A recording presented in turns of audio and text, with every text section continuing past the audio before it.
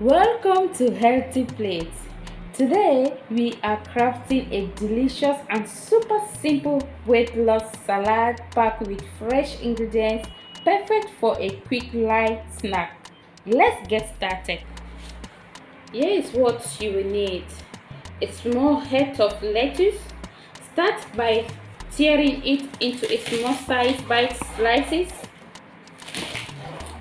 Remember to wash your veggies. Slice your cucumber into thin rounds.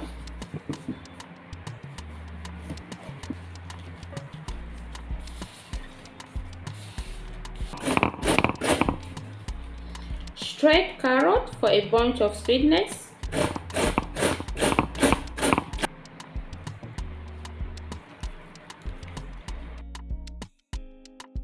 One green apple.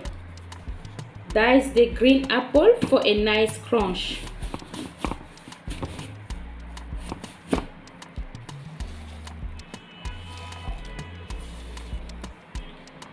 Small size red onion, finely chopped.